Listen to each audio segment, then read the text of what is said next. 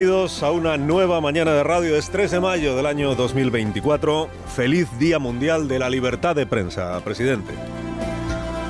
Presidente Biden.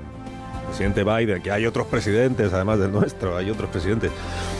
Y aunque el nuestro tenga a algunos apologetas con intereses comerciales, por cierto, pregonando estos días que es el líder de izquierda más importante del mundo, pues ocurre que de izquierda también es Joe Biden y, hombre, sin desmerecer al que tenemos aquí, pues igual más influencia en la política planetaria sí que tiene, ¿no?, que el nuestro. Bueno, feliz Día Mundial de la Libertad de Prensa, presidente Biden, a pesar de que el New York Times, faro del progresismo en la costa este de los Estados Unidos, le venga reprochando a usted, o sea, a Biden, su alergia a dar entrevistas a los medios no afines y su resistencia a hacer ruedas de prensa. Todo esto sí se parece al nuestro, ¿eh? Solo hay que ver la cara que puso ayer Joe Biden cuando terminó su declaración sin preguntas en la Casa Blanca. Dijo esto de "thank you very much", y ya se iba cuando a una periodista se le ocurrió hacer una pregunta en voz alta, muy pertinente la pregunta, por cierto. Thank you very much. Mr. President, have the protests forced you to reconsider any of the policies with regard to the region? No. No. Thank you. Mr. President. Y se va. No, thank you, adiós, ahí te quedas. Que no se convocaba a los periodistas para que preguntéis nada, hombre. ¿Y qué preguntaba la periodista? Pues preguntaba si las protestas contra la toma de Gaza que se están produciendo en campus de universidades de Estados Unidos, si esa movilización podría llevar al presidente Biden a reconsiderar su alianza con el gobierno de Benjamín Netanyahu en Israel. No. No, dijo Joe. En Washington, a diferencia de los jardines de la Moncloa, en Washington, aunque el presidente vaya a soltar una homilía, los periodistas están allí presentes en la sala y a veces cuelan una pregunta, como ocurrió en el día de, aunque sea voceando y ya cuando el presidente se está yendo, ¿no? Aquí, como se vio el lunes pasado, pues no, aquí Telemoncloa difunde su señal oficial y la prensa lo ve todo en el plasma, en una pantalla ya a mucha distancia, sin estar allí presentes, ¿no? Y sin poderle preguntar al presidente, al nuestro, pues ni siquiera cosas tan fáciles como por qué a las 11 de la mañana dijo buenas tardes. Buenas tardes. Es como si lo dijo buenas tardes. Biden se deja preguntar poco, esa es la verdad. Biden ni siquiera garantiza que en octubre vaya a hacer debates electorales con Donald Trump, que es su previsible rival del Partido Republicano. Si ayer se animó a hacer una declaración de 6 minutos en la Casa Blanca, fue porque todos los medios estadounidenses, en todos ellos, la imagen del día de ayer era la de policías desmantelando la acampada de estudiantes contrarios a la política pro-israelí de Biden en la Universidad Pública de Los Ángeles. Las protestas en campus de California, de Texas o de Nueva York, que se presentan como protestas a favor de Palestina, pero que son una movilización crítica contra el presidente de los Estados Unidos, por mantener su alianza con Netanyahu a pesar de las víctimas que está ocasionando el ejército israelí en Gaza y entre la población civil y entre los cooperantes y entre periodistas también. A esto es a lo que salió a responder ayer Joe Biden, identificando como él hizo las acampadas en los campus con el caos, la ocupación de edificios universitarios con actitudes violentas y los discursos contra la toma israelí de Gaza con el antisemitismo y el odio. Existe el derecho a protesta, pero no el derecho a causar el caos. La gente tiene derecho a terminar sus estudios, a caminar por el campus seguro sin miedo a ser atacado. No debería haber espacio en ningún campus para el antisemitismo o la amenaza de violencia contra estudiantes judíos. Dice Biden que no tiene nada que reconsiderar.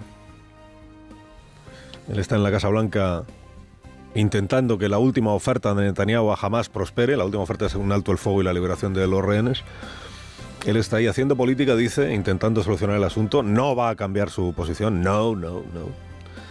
Mientras su rival, que es Donald Trump, está encadenando vistas judiciales y multas por desacato. Y siendo tan diferente la situación del uno y el otro, uno en la Casa Blanca, el otro en la sala de justicia o en las salas de justicia, en las encuestas van empatados. En alguna encuesta va un poco por delante Trump, en otra va un poquito por delante Joe Biden. Uno rehúye a la prensa, Biden, y el otro hizo del ataque a los medios de comunicación una de sus señas de identidad más productivas.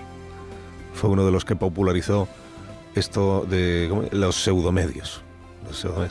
Donald Trump. Feliz Día Mundial de la Libertad de Prensa a todos. recordado la Federación de Asociaciones de Periodistas de España que la obligación de los responsables políticos y públicos es responder a las preguntas de los periodistas. Está bien recordarlo, aunque sea predicar en el desierto ya. Y ha recordado también que los grupos políticos deberían cesar en el empeño de acallar las voces críticas. Deberían ser ellos los que acabaran con la crispación y deberían abstenerse de utilizar los gabinetes de comunicación de los partidos y de las instituciones para difundir noticias falsas o manipuladas. Esto es muy interesante del comunicado de la FAPE, muy interesante. Los gabinetes de comunicación, los gabinetes de prensa. Mal llamados gabinetes de comunicación algunos de ellos, porque algunos de ellos dedican su tiempo y su presupuesto, público presupuesto, a intoxicar, a distorsionar, a broncar a periodistas por informaciones incómodas o a impedir que los responsables públicos sean entrevistados según por quién y en qué medio.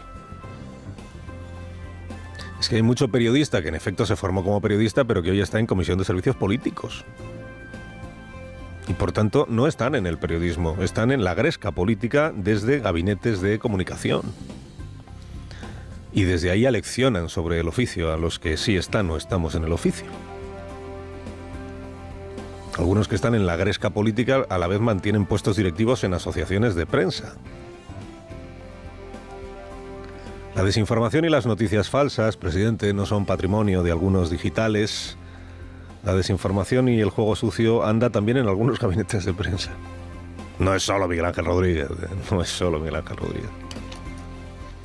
La regeneración democrática tal vez podría empezar, pues, ¿qué te digo yo?, por no utilizar secretarías de Estado como proveedoras de munición contra adversarios políticos a comentaristas afines, ¿no?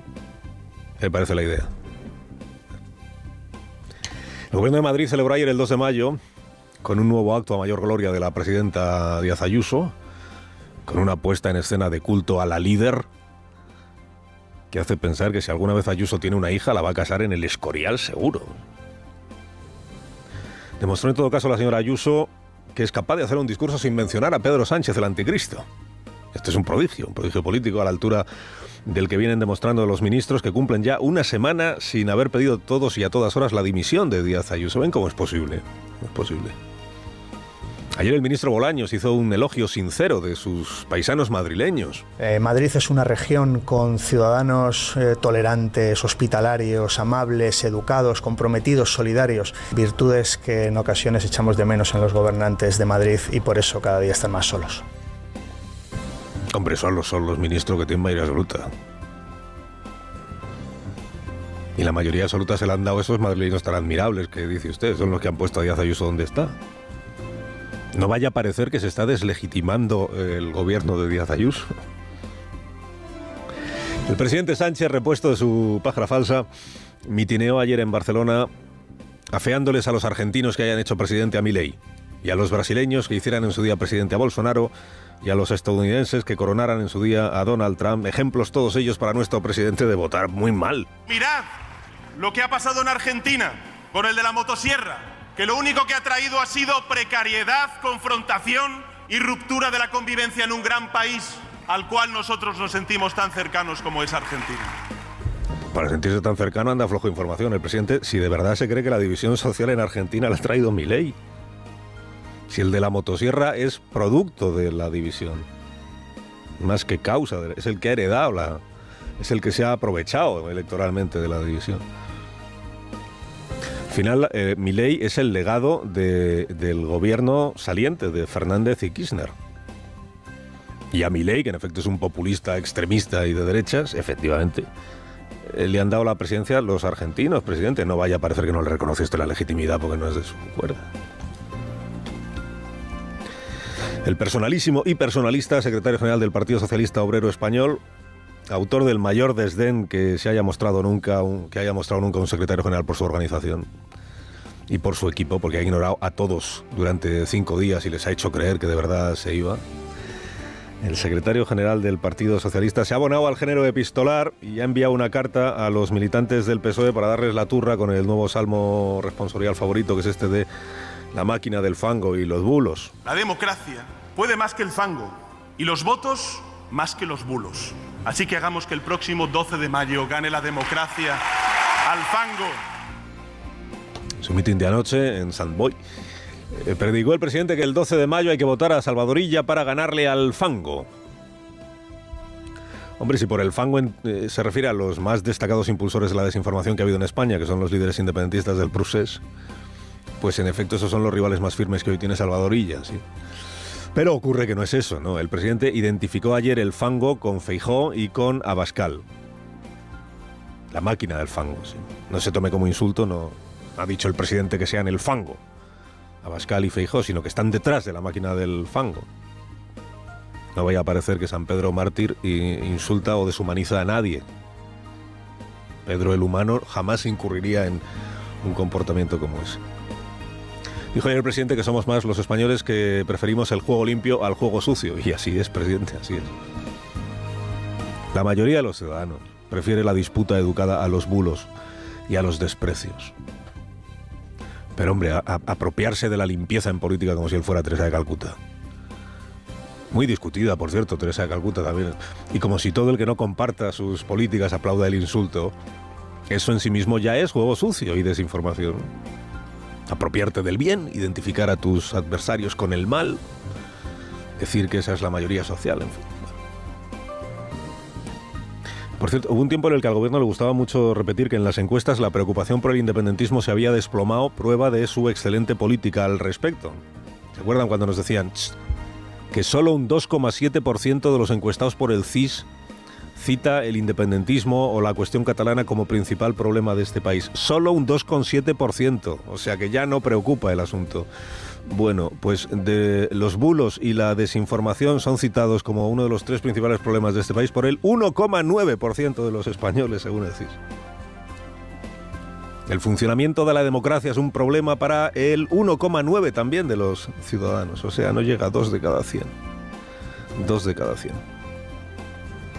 San Pedro se ha construido una burbuja electorera y se ha metido a vivir en ella.